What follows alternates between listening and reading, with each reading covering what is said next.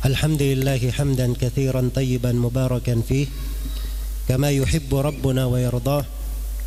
أشهد أن لا إله إلا الله وحده لا شريك له شهادة أرجو بها النجاة يوم الدين. وأشهد أن محمدا عبده ورسوله سيد الأنبياء والمرسلين صلى الله عليه وعلى آله وأصحابه ومن تبعهم بإحسان إلى يوم الدين. أما بعد. Bapak-bapak, ibu-ibu, saudara-saudari sekalian, kaum muslimin dan muslimat, jemaah salat maghrib yang saya hormati dan saya muliakan.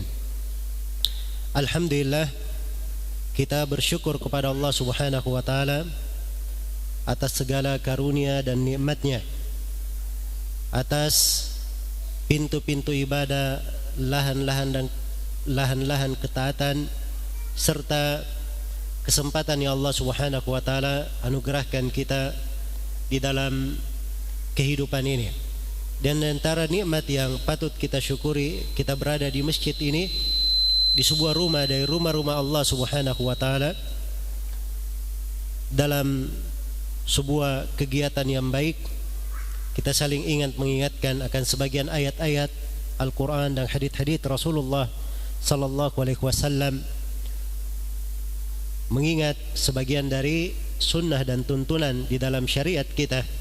Semoga kita semua termasuk orang-orang yang meraih dari keutamaan yang dikabarkan oleh Rasulullah sallallahu alaihi wasallam, sebagaimana yang diriwayatkan oleh Imam Muslim dari Abu Hurairah radhiyallahu anhu, "Ma min qaumin jalasu fi baitin min buyutillah yatluna kitaballahi wa yatadarasunahu fima bainahum illa nazalat alaihimus sakinah wa ghashiyatuhumur rahmah wa haffathumul malaika wa dzakarahumullahu fiman indah."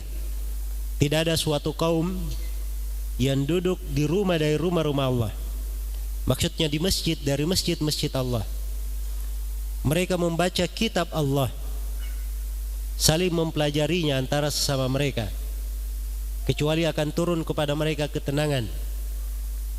Mereka akan diliputi oleh rahmat, dinaungi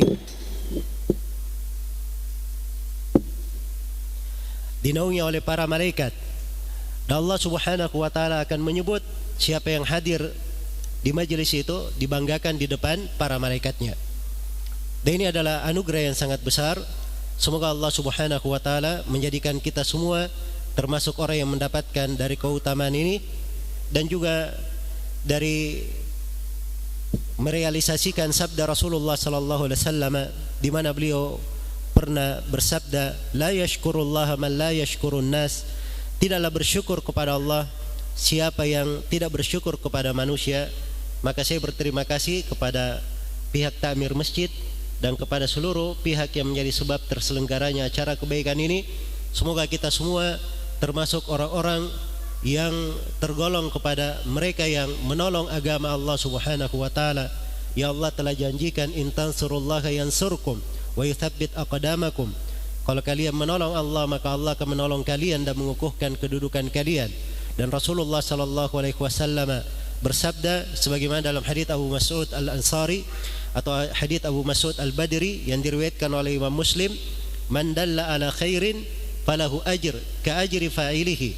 Siapa yang menunjukkan sebuah kebaikan, maka dia akan mendapatkan pahala sama dengan pahala orang yang mengerjakannya. Sekadar dia menunjukkan, menjadi sebab di dalam hal tersebut ada yang mengikuti kebaikan itu, maka dia dapat pahala sama dengan pahala orang yang mengerjakannya. Maka semoga Allah Subhanahu wa taala memberikan taufik kepada kita semua, dan semoga keberadaan kita di masjid ini selalu diberkahi, menjadi pertemuan yang membawa kebaikan, membawa manfaat untuk kita semua di dunia dan di akhirat. Dan sebagaimana Allah Subhanahu wa taala mengumpulkan kita di masjid yang mulia ini dalam suasana ketaatan, dalam sebuah pengajian, semoga Allah Subhanahu wa taala selalu mempertemukan kita di dunia ini di atas kebaikan, dan semoga Allah mengumpulkan kita semua kelak di kemudian hari di surganya yang penuh dengan keutamaan dan kemuliaan. Innahu waliyyu dzalika wal qadiru alaih. Kaum muslimin dan muslimat, jemaah salat maghrib yang saya hormati dan saya muliakan, hari-hari kehidupan ini bergulir tiada henti. Dia berjalan, tidak ada yang bisa menahannya. Di hari-hari kemarin kita berada di bulan Ramadan. Kemudian tidak terasa kita masuk ke bulan Syawal. Kemudian sekarang kita di bulan Dzulqa'dah. Berada di akhir bulan Dzulqa'dah. Malam ini kalau kalender Islam itu sudah masuk malam tanggal 26 bulan Dzulqa'dah. Iya. Artinya beberapa hari lagi kita akan memasuki bulan Dzulhijjah. Dan di dalam bulan Dzulhijjah ini terdapat musim ibadah, musim ketaatan.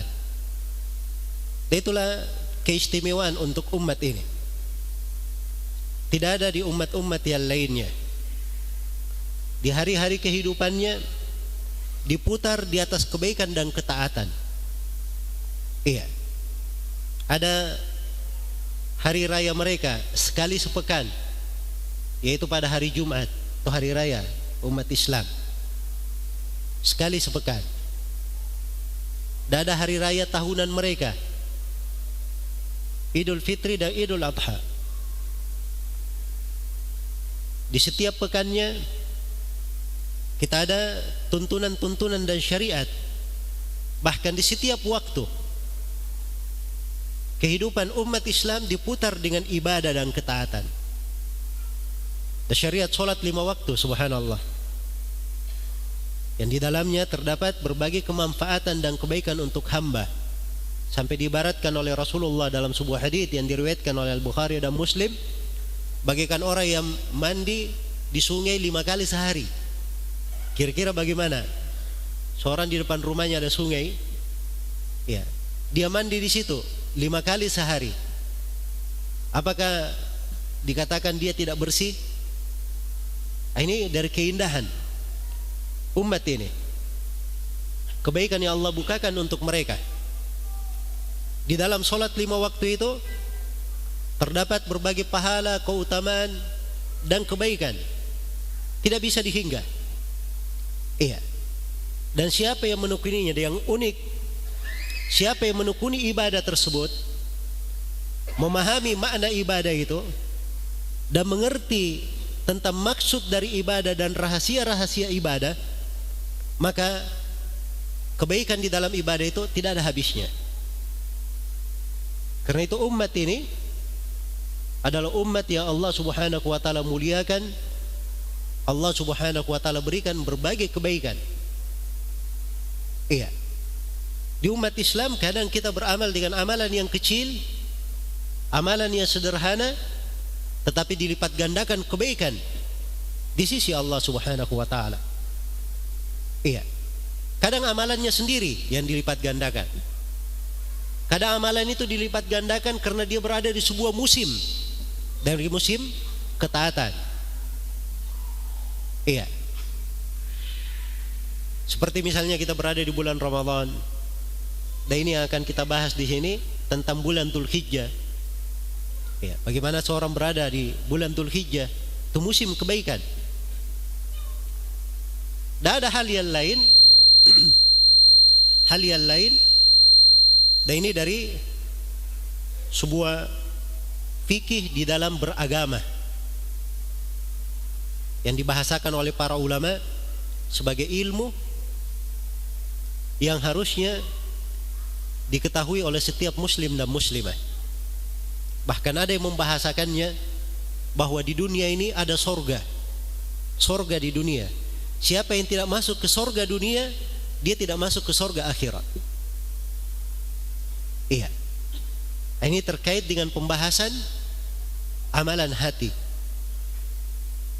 Sehingga seseorang itu dari amalan hatinya, pemahamannya terhadap ibadah itu membuat pahalanya berlipat ganda di dalam pelaksanaan ibadah.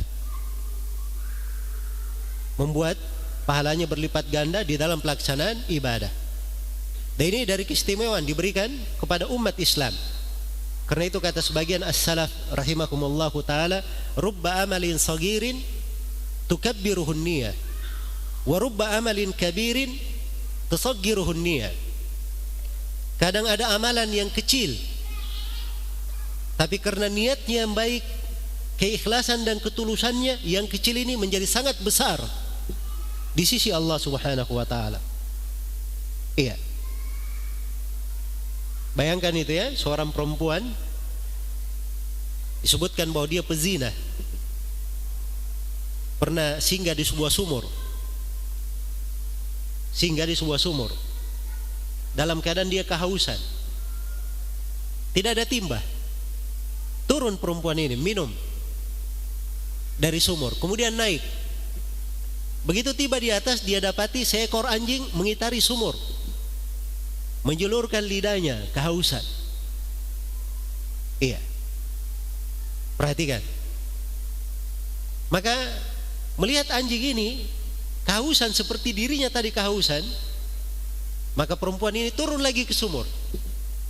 Dia penuhi kondenya dengan air, dia berminum ke anjing. Maka Rasulullah sallallahu alaihi wasallam menyebutkan ia diampuni karena hal tersebut. Iya, memberi minum seekor anjing diampuni. Itu bukan sekedar memberi minumnya. Kata para ulama, ada dari amalan hati yang menyertainya. Itulah berupa keikhlasan dan ketulusan. Ya, tidak ada seorang pun di situ yang dia ingin ambil pamrih darinya. Tapi ini membuat amalan itu menjadi sangat besar dan bernilai. Iya. Sebaliknya, ada amalan yang besar kadang menjadi kecil karena niatnya. Subhanallah, kadang amalannya besar, susah payah di dalamnya, banting tulang peras keringat, dia curahkan banyak dari hartanya, bahkan mungkin dia rela berkorban dengan nyawanya, tapi menjadi kecil nilainya karena niatnya. Karena itu 3 orang yang paling pertama masuk ke dalam neraka disebutkan di dalam hadis yang diriwayatkan oleh Imam Muslim: orang yang membaca Al-Quran, seorang yang berjihad fi sabilillah, dan seorang yang belajar menuntut ilmu. Iya. Ini karena dia melakukan amalan-amalan besar tapi tidak disertai dengan niat yang baik. Karena itulah kita sebagai umat Islam hendaknya kita banyak bersyukur kepada Allah Subhanahu wa taala akan karunia dan nikmatnya. Hari-hari kehidupan ini dibuat bersilih ganti supaya kita selalu mengingat, selalu bersyukur. Huwallazi ja'ala al-laila wan-nahara khilfatan liman arada an yadhakkara aw arada syukura. Dialah Allah Subhanahu wa taala yang menjadikan siang dan malam bersilih ganti bagi siapa yang ingin mengingat, berzikir, dan bagi siapa yang ingin bersyukur. Ini 2 hal harus selalu ada di dalam kehidupan kita, di dalam hari-hari kehidupan. Jangan sampai seorang itu di dalam hari-hari kehidupannya berjalan dan berjalan tidak terhitung kebaikan untuknya. Ajal tiba-tiba datang menjemputnya dalam keadaan dia belum memiliki dari lembaran-lembaran amalan yang bisa diharapkan di hari kemudian. Iya. Hari-hari kehidupan ini adalah amanah dan tanggung jawab. Wala tus'alunna yawma idzin 'anin na'im. Sungguh kalian semua akan ditanya tentang kenikmatan. Dan di dalam hadis Abu Barzah Al-Aslami yang diriwayatkan oleh At-Tirmidzi dan selainnya, Rasulullah sallallahu alaihi wasallam bersabda, "La tazulu qadama 'abdin yawmal qiyamah hatta yus'ala an 4. An umrihi fima afnah, wa an shababihi fima ablah, wa an malihi min aina iktasabahu wa fima anfaqahu, wa an ilmihi fima amila bih." Dan tidak akan bergerak 2 kaki seorang hamba pada hari kiamat sampai dia menjawab 4 pertanyaan. Pertanyaan yang pertama tentang umurnya, di mana dia habiskan. Yang kedua tentang usia mudanya, di mana dia usangkan. Sekarang usia mudanya sudah hilang, sudah usang, berganti dengan usia tua. Usia muda dipertanyakan. Kenapa dikhususkan usia muda? Padahal dia bagian dari umur. Karena di usia muda ada nikmat nikmat untuk seorang hamba tidak ada di usia tua. Karena itu ada pertanggungjawabannya. Pertanyaan yang ketiga tentang hartanya, dari mana dia dapatkan dan kemana dia belanjakan. Dan pertanyaan yang keempat tentang ilmunya, pengetahuannya, bagaimana dia beramal dengan apa yang dia ketahui. Ini semuanya dipertanyakan. Iya. Karena itulah hari-hari kehidupan ini hendaknya kita selalu mengambil pelajaran-pelajaran yang berharga. Dan ini hari-hari kehidupan, waktu, saat, dan umur bukan hal yang sederhana. Itu hal yang besar di sisi Allah. Hal yang besar di sisi Allah. Kalau Allah bersumpah dengan makhluknya, itu besar atau kecil? Ini hal yang besar. Allah bersumpah demi langit, demi bumi. Ini kan suatu yang besar. Dan di dalam Al-Quran banyak sekali Allah bersumpah dengan waktu dan nama-nama waktu. Wal fajri, demi waktu subuh. Wal asri, demi waktu asar. Bisa juga diartikan demi masa. Wal laili, demi malam. Wad duha, demi waktu duha. Banyak sekali sumpah-sumpah dalam Al-Quran dengan menyebut waktu. Karena ini adalah hal yang besar di sisi Allah Subhanahu wa ta'ala. Karena itulah kita hendaknya selalu mengambil pelajaran yang berharga dari waktu-waktu yang selalu bergulir ini. Dan dari nikmat Allah Subhanahu wa ta'ala juga untuk umat ini, diberikan untuk mereka musim-musim kebaikan. Iya. Tidak dibuat kehidupan kita di dunia ini monoton, satu saja. Tapi dibuat ada musim-musim kebaikan. Ketika musim ini datang, dilipat gandakan dari keutamaan dan pahala. Ketika musim ini datang, maka musim ini seperti madrasah yang besar, pendidikan yang hebat. Kita mendidik diri kita, menggembleng diri kita di dalam pendidikan dan madrasah itu. Inilah yang ingin kita dalami di keutamaan Allah Subhanahu wa ta'ala yang akan datang di bulan Dzulhijjah. Semoga Allah Subhanahu wa ta'ala memberikan umur yang panjang untuk kita semua, bisa memasuki bulan Dzulhijjah dan bisa mempelajari, bisa menjalaninya dan melaksanakan berbagai ketaatan dan ibadah di dalamnya. Saya akan bacakan beberapa ayat, beberapa hadits terkait dengan keutamaan bulan Dzulhijjah ini.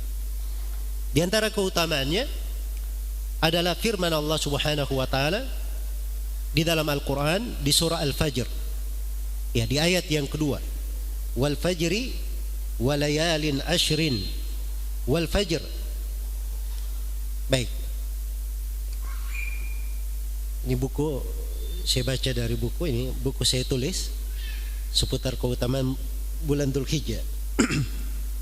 Cuman saya hanya bawa satu saja untuk saya sendiri. Ya. Baik. Jadi ayat ini, wal fajri, demi waktu subuh, walayalin ashrin, dan demi malam yang 10. Demi malam yang 10. Malam yang 10 ini ditafsirkan oleh para ulama ahli tafsir. Disebutkan oleh Ibnu Jarir At-Tabari rahimahullahu ta'ala di dalam tafsirnya bahwa malam yang 10 ini adalah malam 10 Dzulhijjah. Dan beliau terangkan itu berdasarkan kesepakatan para ulama ahli tafsir. Kalau Imam Ibnu Katsir di dalam tafsirnya, beliau terangkan bahwa walayalin ashrin, malam yang 10 adalah 10 Dzulhijjah. Dan beliau katakan bahwa ini adalah penafsiran Ibnu Abbas, Abdullah Ibnu Zubair, Mujahid, para as-salaf terdahulu dan para ulama yang datang belakangan setelah mereka. Iya.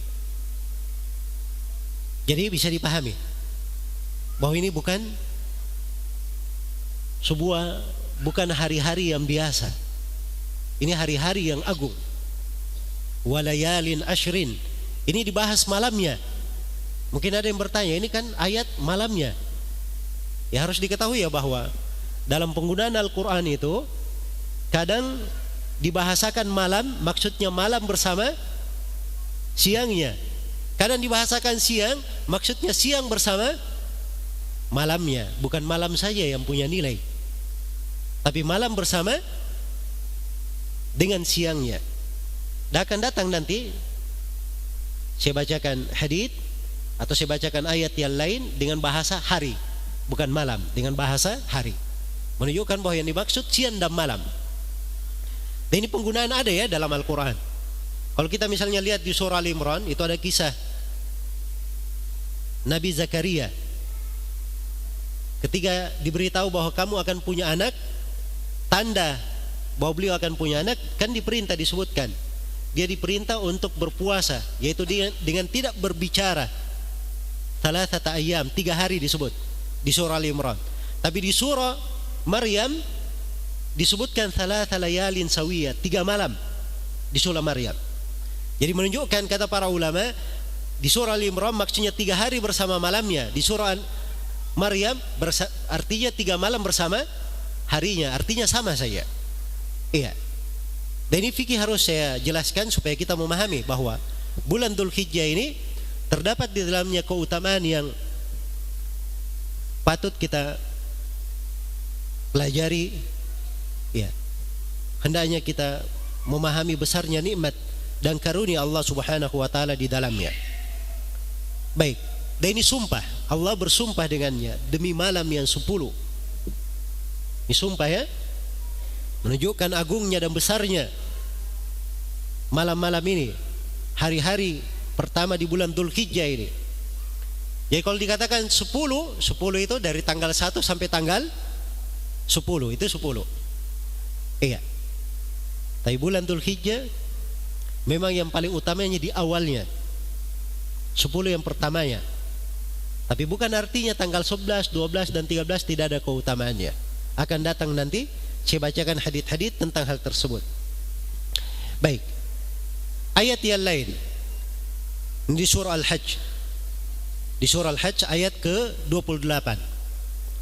Tidak apa-apa saya baca ayat sebelumnya supaya berkaitan. Allah Subhanahu wa taala berfirman, "Wa'adzin fin nasi bil hajji ya'tuka rijala wa ala kulli dhamirin ya'tina min kulli fajjin 'amiq liyashhadu manafi'a lahum wa yadhkuru ismallahi fi ayyamin ma'lumat." Dan berserulah, ajaklah manusia wahai Nabi Muhammad, umumkan kepada mereka untuk mengerjakan ibadah haji. Maka mereka akan datang kepada engkau dengan berjalan kaki. Mereka akan mendatangi haji itu dengan unta-unta kurus yang sudah diidmar. Dhamir itu artinya unta yang sudah dikuruskan, dibatasi makannya supaya bisa dipakai perjalanan jauh. Ini unta yang sudah disiapkan untuk perjalanan. Maka mereka akan datang dalam keadaan berjalan kaki, dalam keadaan berkendaraan dari segala penjuru. Untuk apa mereka datang? Liyashhadu manafi'a lahum, supaya mereka menyaksikan berbagai manfaat untuk mereka. Iya, berbagai manfaat untuk mereka. Jadi musim haji itu terdapat berbagai manfaat. Kalau ada yang ingin menghitung-hitung manfaat di musim haji, ini mungkin adalah dari nikmat dan karunia Allah yang tidak bisa dijumlah. Dan manfaatnya bukan masalah manfaat akhirat saja, dunia dan akhirat diberikan manfaat di dalamnya. Iya, dunia dan akhirat. Liyashhadu manafi'a lahum, supaya mereka menyaksikan berbagai manfaat untuk mereka. Wa yadhkuru ismallahi fi ayyamin ma'lumat, dan supaya mereka berzikir menyebut nama Allah pada hari-hari yang telah dimaklumi. Nah, ini hari-hari yang telah dimaklumi. Hari-hari apa yang dimaksud? Iya. Ini tidak boleh seorang bicara sembarangan ya, menafsirkan ayat-ayat Al-Quran. Kalau menurut hemat saya hari-hari itu adalah ini. Yang tidak ada pembahasan Al-Quran kita menurut hemat saya. Ini firman Allah.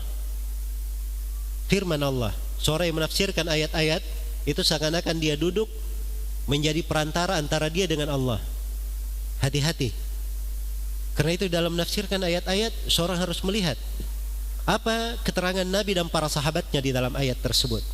Ini ayat ditafsirkan oleh Ibnu Abbas, Abu Musa al-Asy'ari, ya, juga datang tafsirnya dari Mujahid, Qatadah, Atha, Sa'id bin Jubair, Al-Hasan al-Basri, dan banyak lagi dari para a'immah as-salaf.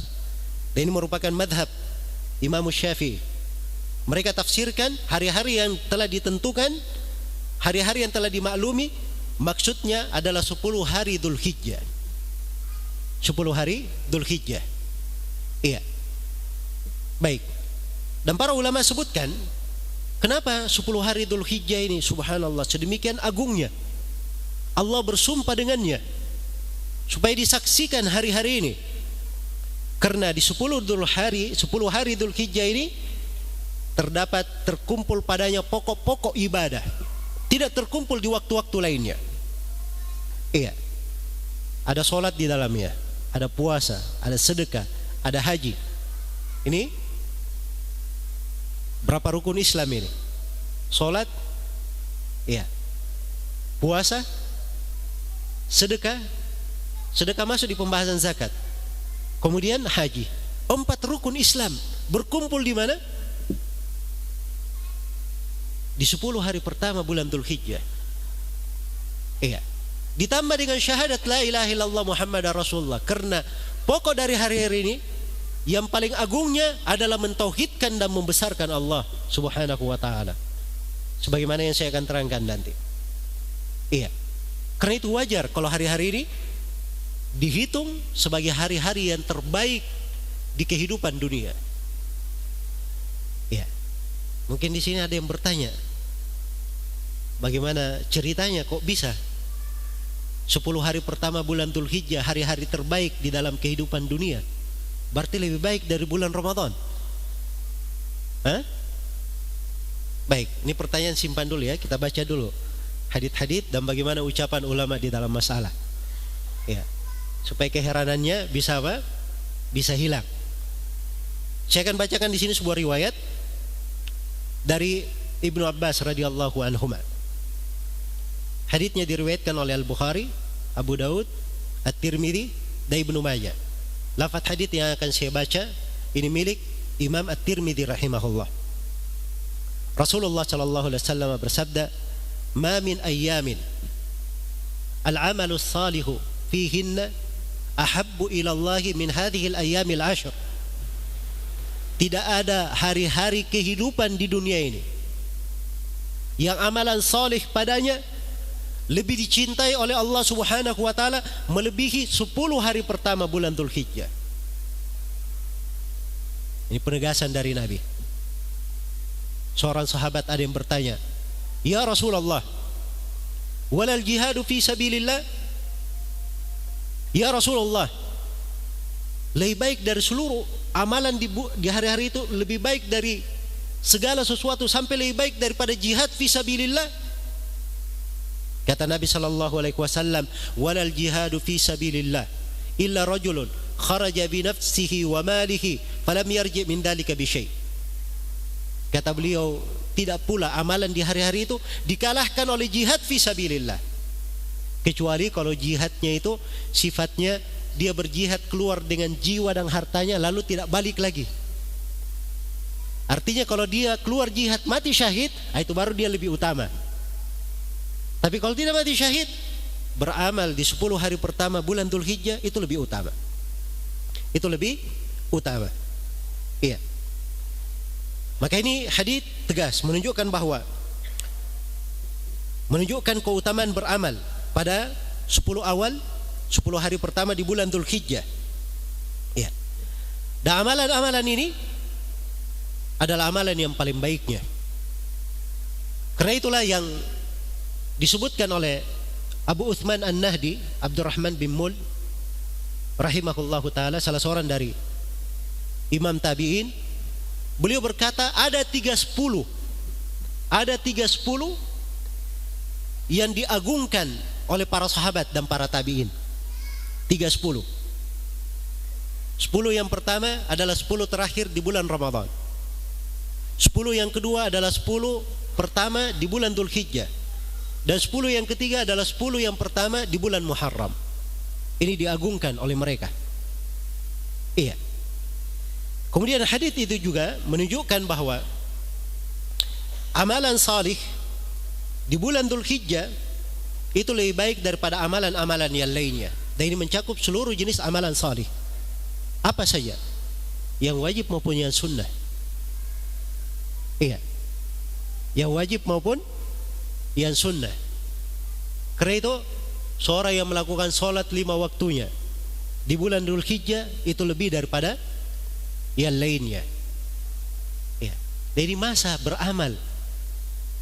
Rugi subhanallah, 10 hari berlalu sudah diberikan pernyataan oleh Nabi bahwa ini adalah hari yang terbaik dalam kehidupan dunia, amalan soleh padanya lebih dicintai oleh Allah subhanahu wa ta'ala. Setelah itu kita telantarkan, kita luputkan. Ini hal yang tidak wajar. Hal yang tidak wajar. Karena itu sebagian dari as-salaf, ada yang di 10 hari Dzulhijjah ini dia pergi haji. Pergi haji. Ya. Dan disebutkan bahwa di musim haji, pada saat haji, dia tidurnya pada saat sujud saja. Bukan sengaja tidur sujud, nah. Tapi memang ngantuknya menguasainya, dia tidur. Di sujudnya tidak dia sadari. Nah itu saja waktu dia tidur. Yang lainnya dia paksa dirinya untuk beribadah. Dia tidak mau meluputkan dari hari-hari yang agung ini. Iya. Dan ini potretnya dari kehidupan para orang-orang terdahulu, orang-orang salih yang terdahulu. Bagaimana mereka memanfaatkan dari kehidupan ini. Nah di sini dari hadis yang saya bacakan tadi menunjukkan bahwa 10 hari pertama bulan Dzulhijjah ini adalah 10 hari yang paling baik dari seluruh hari-hari kehidupan. Termasuk lebih baik daripada 10 hari terakhir di bulan Ramadan. Iya. Dan ini pendapat dipegang oleh sejumlah ulama. Dipegang oleh sejumlah ulama. Di antaranya Al-Hafidz Ibnu Rajab rahimahullah bersekukuh di atas pendapat ini. Iya. Dan ada sebagian ulama yang mengkompromikan. Mereka katakan bahwa kalau dalam hal malamnya 10 malam terakhir di bulan Ramadan itu lebih utama. Kalau dalam hal siangnya 10 hari pertama di bulan Dzulhijjah itu lebih utama. Tapi tidak ada yang mengatakan bahwa ini tidak, bahwa 10 hari terakhir Ramadan mutlak lebih utama dari Dzulhijjah. Ya, dan sayangnya kita umat Islam, kita tidak mengenal kecuali bulan Ramadan saja. Iya. Bahkan ada sebagian dari umat Islam yang tidak kenal sholat kecuali di bulan Ramadan. Ya, alhamdulillah sholat ya. Ada yang puasa tapi tidak sholat. Iya. Luput darinya berbagai kebaikan yang Allah siapkan. Padahal ini di bulan Dzulhijjah tegas sekali. Bagaimana Rasulullah sallallahu alaihi wasallam memberikan suatu tuntunan yang sangat indah. Iya. Di antara hadis juga yang menunjukkan keutamaan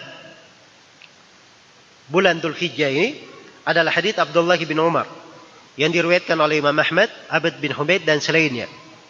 Rasulullah sallallahu alaihi wasallam bersabda, "Ma min ayyamin a'zamu indallahi wa la ahabba ilaihi min hadhihi al-ayyam al-ashr fa'akthiru fihinna min at-tahlili wat-tasbih wat-tahmid fa'akthiru fihinna min at-tahlili wat-takbiri wat-tahmid."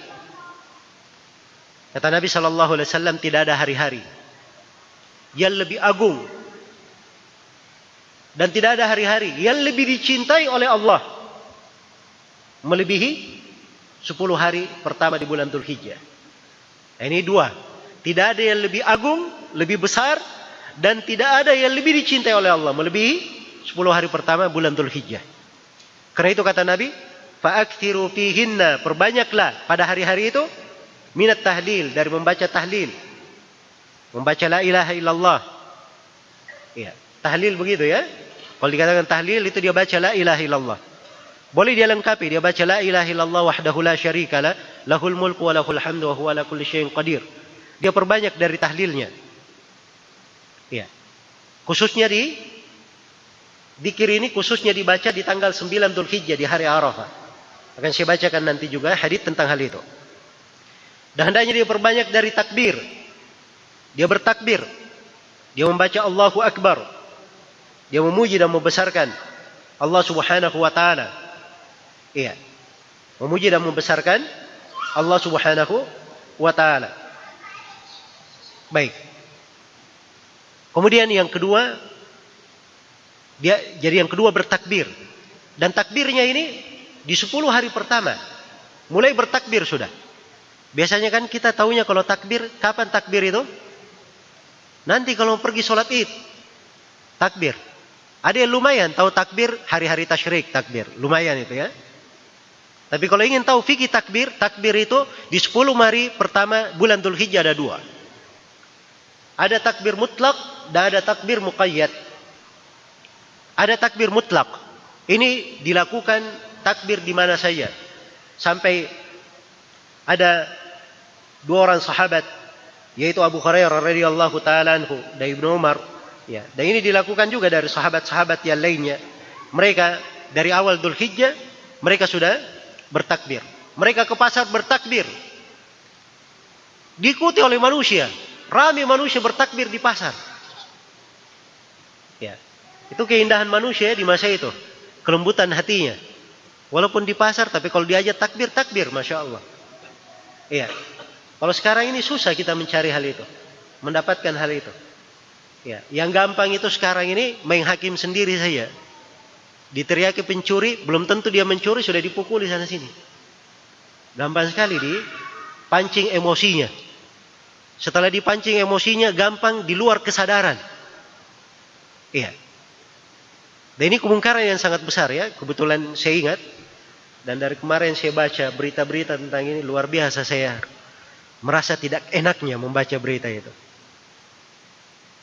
Sedemikian mudahnya nyawa seorang muslim melayang.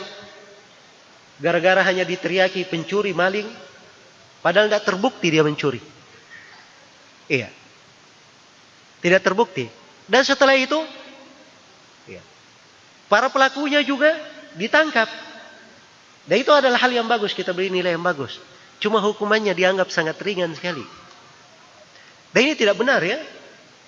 Ya, pernah terjadi sebuah kasus di Son'a. Ada 1 orang yang dibunuh oleh beberapa orang yang membunuhnya. Maka hakim di Son'a, qadhi, menulis surat kepada Umar bin Khattab. Ini sekarang 1 orang dibunuh banyak orang. Banyak orang ini bagaimana? Semuanya dibunuh, dikisos, atau bagaimana? Kata Umar bin Khattab, andai kata seluruh penduduk Son'a terlibat di dalam membunuhnya, saya akan bunuh mereka semua. Dianggap remeh nyawa seorang muslim. Padahal dalam Al-Quran Allah berfirman, min ajli dhalika katabna ala bani Israel, annahu man qatala nafsan bighairi nafsin aw fasadin fil ard, faka'annama qatala an-nasa jami'a. Siapa yang membunuh sebuah jiwa, seorang jiwa, bukan lantaran karena dia membunuh, bukan pula karena berbuat kerusakan, maka seakan-akan dia membunuh seluruh manusia. Ini bukan hal yang kecil. Iya. Karena itu kebiasaan main hakim sendiri negeri ini adalah hal yang keliru. Kurang pemahaman agama. Karena di dalam orang yang belajar agama, kalau dia punya fikih agama, penerapan hukum hudud, memberikan sanksi, itu hanya dipegang oleh pemerintah melalui jalur pengadilan. Tidak ada cara yang lain di dalam agama. Kita tidak kenal main hakim sendiri. Itu di dalam fikih. Tapi tidak tahu dari mana. Ada orang-orang yang senang main hakim sendiri. Bahkan kadang dia berpenampilan dengan penampilan agama, tapi menyuruh manusia main hakim sendiri. Dan ini tidak benar. Ini sebab yang memecah di tengah umat, yang merusak hubungan manusia di dalam negeri.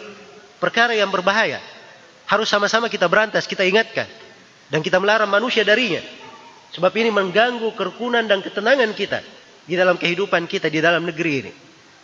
Iya. Baik. Jadi, subhanallah, ketika Abu Hurairah bertakbir, diikuti oleh manusia bertakbir. Nah, ini tabiat manusia. Ini takbir yang pertama, namanya takbir mutlak. Di tengah keluarganya dia bertakbir. Di tengah istrinya dia bertakbir. Allahu Akbar, Allahu Akbar. La ilaha illallah, Allahu Akbar, walillahil hamd. Iya. Dia bertahlil, la ilaha illallah, wahdahu la syarika la, lahul mulku wa lahul hamdu, wa huwa ala kulli syai'in qadir.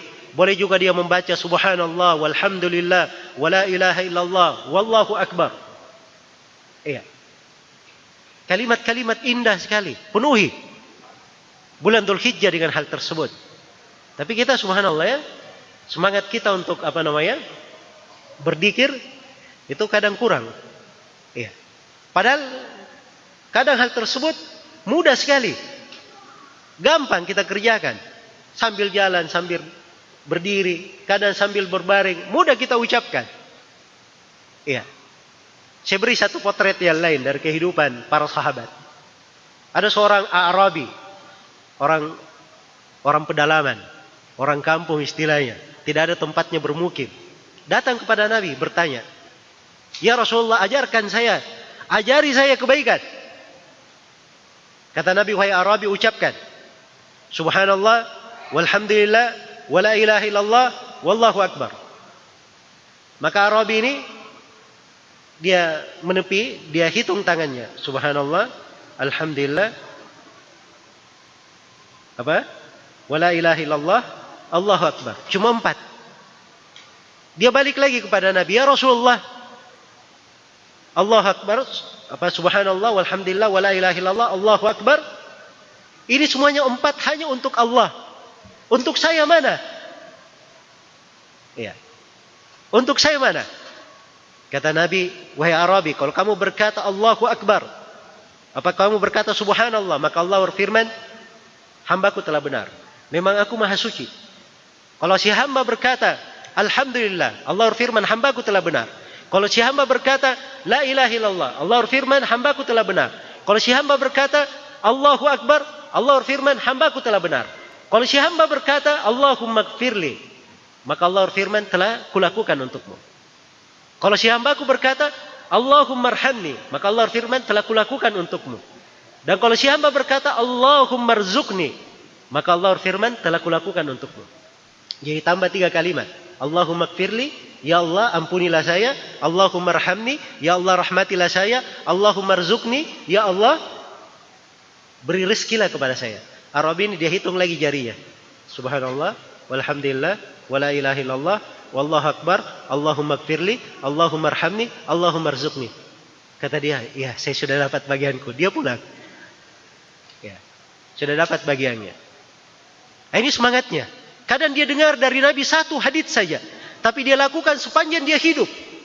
Sepanjang umurnya itu yang dia kerjakan. Karena kita perlu amalan yang kita lakukan, komitmen di dalam kehidupan bisa menjadi husnul khatimah untuk kita semua. Ini harus ada amalan yang kita lakukan. Walaupun satu dari amalan kebaikan, kita pegang, kita lakukan, tidak pernah kita tinggalkan. Diharapkan kalau datang suatu hari, sakaratul maut menjemput, nyawa kita dicabut, ada kebaikan yang tetap kita jaga. Dan kita husnul khatimah di atasnya. Baik. Ya. Ini baru saya bacakan beberapa hadits ya. Masih ada beberapa hadits yang lain. Dan mungkin saya akan tambah sedikit dengan beberapa fikih dari amalan hati untuk memperbesar nilai ibadah kita di bulan Dzulhijjah. Ya mungkin saya akan lanjutkan setelah sholat isya nanti. Mudah-mudahan bermanfaat untuk semuanya. Wallahu ta'ala alam. Subhanakallahumma wa bihamdik. Asyhadu an la ilaha illa anta. Astaghfiruka wa atubu ilaik. Walhamdulillahi rabbil alamin.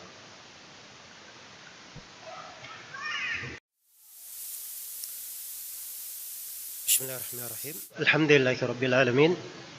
Wassalatu wassalamu ala al-mabu'uthi rahmatan lil alamin. Nabiyina Muhammad wa ala alihi wa sahbihi wa man tabi'ahum bi ihsanin ila yaumiddin, amma ba'd. Baik, tadi saya singgung terkait dengan masalah takbir. Jadi ada takbir mutlak dan ada takbir muqayyad. Takbir mutlak itu seorang membacanya di mana saja, kapan saja. Di 10 hari pertama bulan Dzulhijjah. Dan yang kedua disebut dengan nama takbir muqayyad. Takbir yang dibaca selepas sholat 5 waktu. Dibaca selepas sholat 5 waktu. Dan ini dimulai pada tanggal 9 Dzulhijjah. Mulai dari tanggal 9 Dzulhijjah, yaitu hari Arafah. Pada tanggal 9 di sholat subuh. Maka setelah sholat subuh, boleh seseorang itu di masjid selepas sholat, dia memulai dulu sebelum dia membaca dikir-dikirnya yang lain, dia bertakbir, bertahlil, dan bertahmid. Dan ini di masyarakat kita alhamdulillah berjalan sebenarnya. Hanya saja berjalannya mulai tanggal 10. Mulai tanggal 10. Kalau kita melihat pada apa yang dilakukan oleh para sahabat melakukannya pada tanggal 9 Dzulhijjah. Dan ini berjalan di tengah para sahabat, tidak ada yang menyelisihi mereka. Dan ini hujjah di kalangan para ulama. Iya. Kemudian di antara dalil yang menjelaskan tentang keutamaan bulan Dzulhijjah ini, di dalam hadits Abdullah bin Qurat yang diriwayatkan oleh Imam Ahmad, Abu Daud, dan An-Nasai dalam As-Sunanul Kubra, Rasulullah sallallahu alaihi wasallam bersabda, "A'dhamul ayyami 'indallahi yaumun nahr, thumma yaumul qar." Hari yang paling agung di sisi Allah adalah hari An-Nahr. Kemudian hari Al-Qar. Jadi hari yang paling agung di sisi Allah adalah hari An-Nahr. Hari An-Nahr artinya hari penyembelihan. Atau bahasa lainnya tanggal 10 Dzulhijjah. Idul Kurban, itu hari Nahar namanya. Ini yang disebut sebagai hari Haji Akbar. Hari Haji Akbar. Iya. Ini juga ada beberapa pemahaman keliru.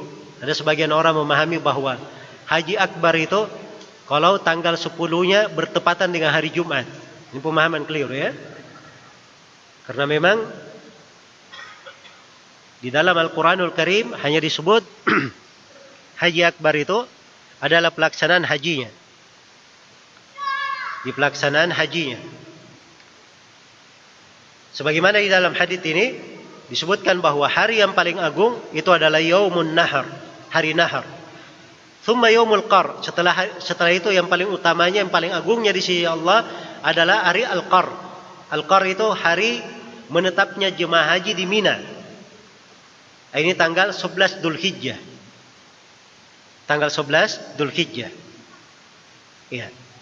Jadi ini sudah beberapa hadits terkait dengan 10 hari pertamanya, kemudian tanggal 11-nya. Untuk hari tasyriknya, di dalam Al-Quran di surah Al-Baqarah, Allah subhanahu wa ta'ala berfirman, "Wadkurullaha fi ayyamin ma'dudat." Dzikirlah, menyebut nama Allah pada hari-hari yang berbilang. Hari-hari yang berbilang di sini yang dimaksud adalah hari-hari tasyrik.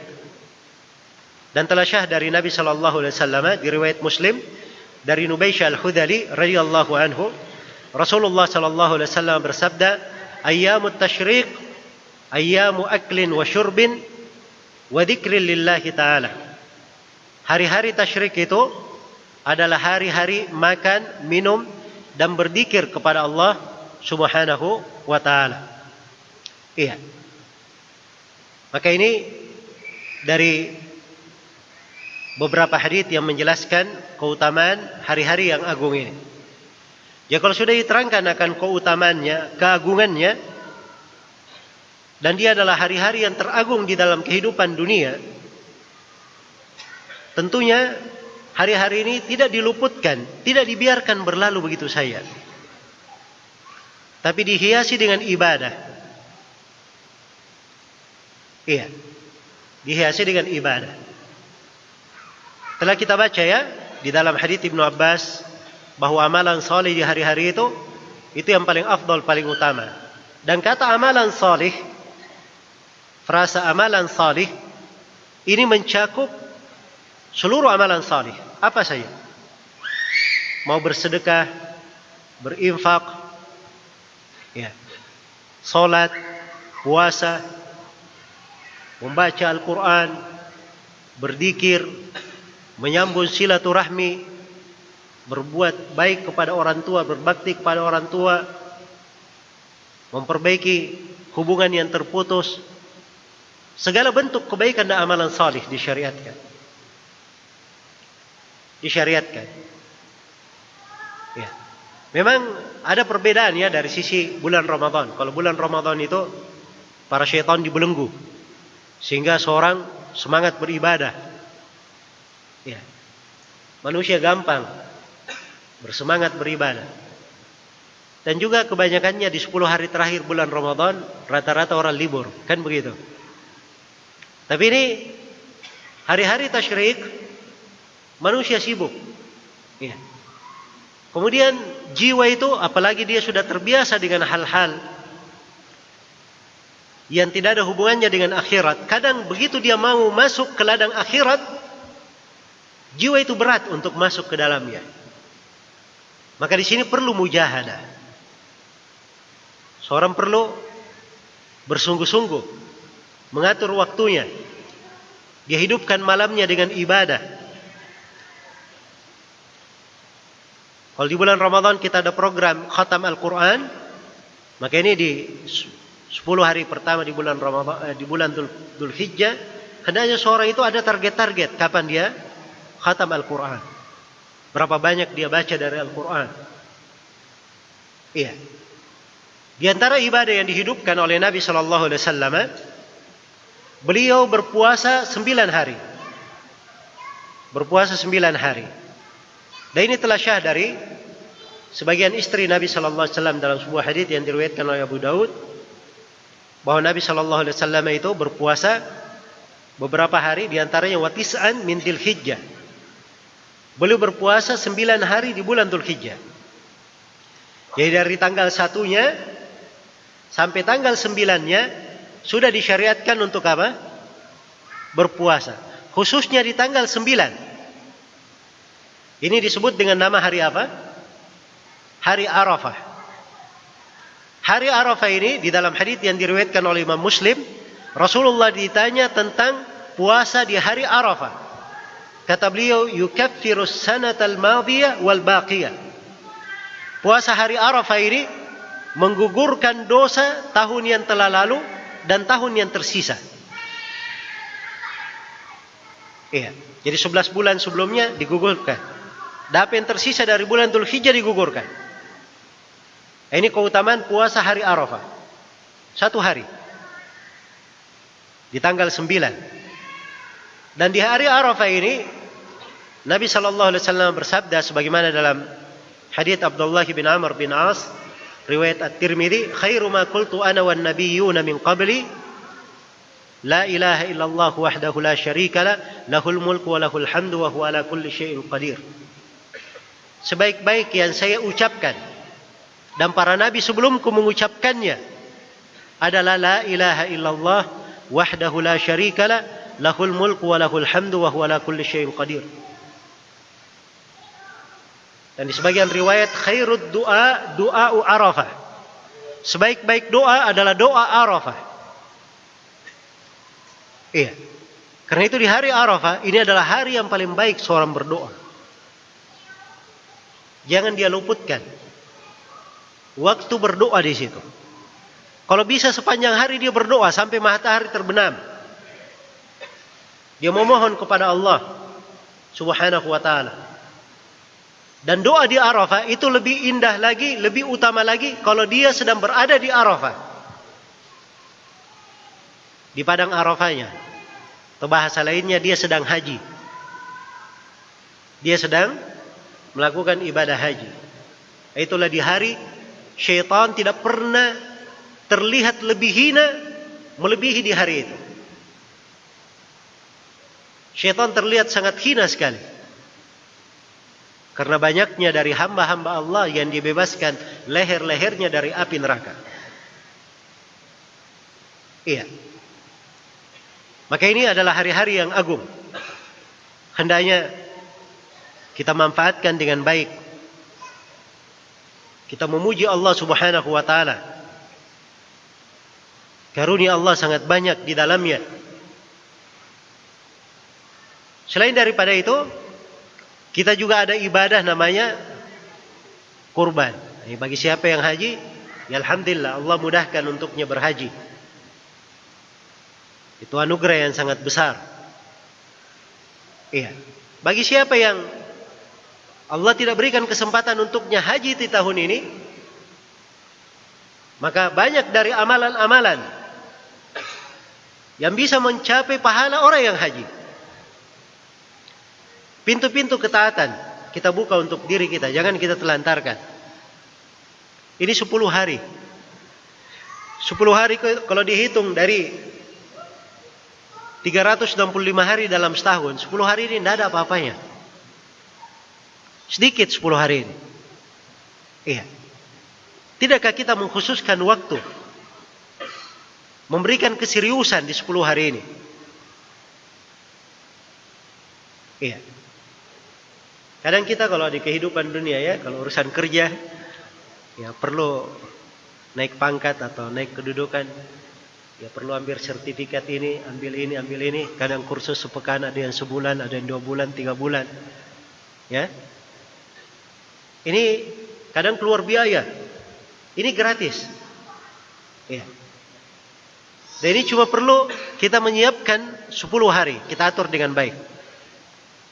Bagaimana 10 hari ini dimanfaatkan dengan baik. Dan yang paling pokok, hari-hari ini kita sambut dengan mengagungkannya. Ini dasar yang paling besar. Dan tema kajian kita adalah untuk hal ini. Supaya kita mengagungkan 10 hari ini.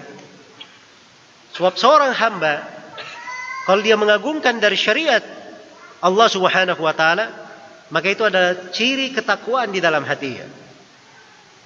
Dzalika wa may yu'azzim sya'airallah fa innaha min taqwal qulub. Demikianlah bagi siapa yang mengagungkan syiar-syiar Allah, simbol-simbol Allah, maka itu adalah bagian dari ketakwaan di dalam hati. Bagian dari ketakwaan di dalam hati. Maka perlu kita mengagungkan syiar Allah ini, simbol Allah ini.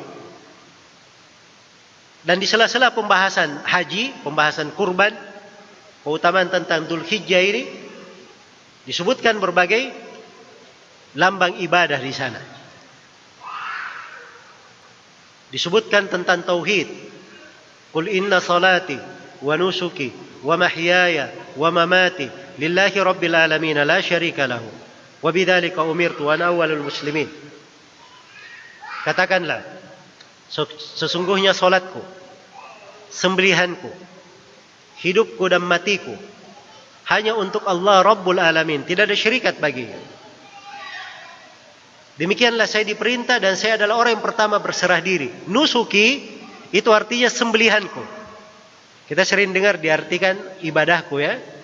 Memang betul ada yang menerjemahkan seperti itu. Tapi mayoritas ahli tafsir menafsirkan sembelihanku. Iya.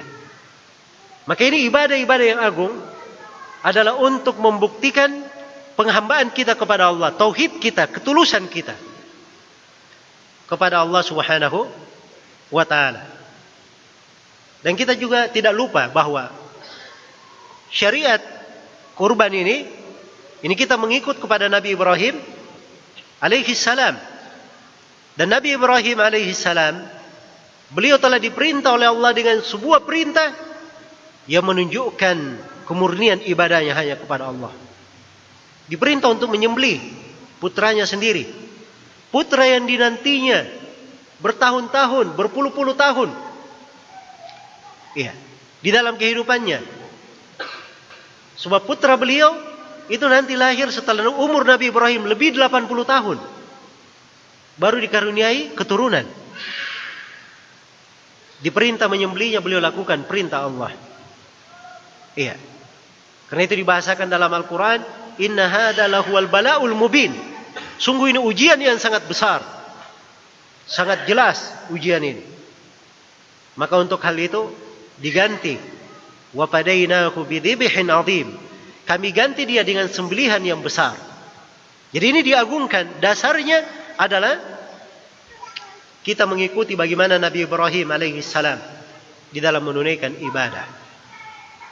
Iya. Di dalam beliau memurnikan ibadahnya, ketaatannya kepada Allah Subhanahu wa ta'ala. Juga di sela-sela pembahasan seputar kurban dikatakan la'allakum tashkurun, supaya kalian bersyukur. Karena ini memang diperlukan kesyukuran, lambang kesyukuran seorang hamba, syukur terhadap nikmat-nikmat Allah Subhanahu wa ta'ala. Dan juga di dalamnya terdapat kebaikan. Lakum fiha khair. Untuk kalian di dalamnya kebaikan. Untuk kalian di dalamnya kebaikan. Maka apa saja di dalam 10 hari itu, apabila dia berbuat dari ketaatan, itu adalah kebaikan untuk dirinya. Kebaikan untuk dirinya. Maka ini adalah amalan-amalan yang agung, hendaknya dipersiapkan. Hanya saja bagi siapa yang ingin berkurban, sudah mau masuk bulan Dzulhijjah, dia ingin berkurban, maka ini ada hukum yang harus diketahui. Iya, misalnya ada dari bapak-bapak dan ibu-ibu di majelis ini yang ingin berkurban misalnya, saya nanti ingin menyembelih seekor sapi, saya ingin menyembelih seekor kambing.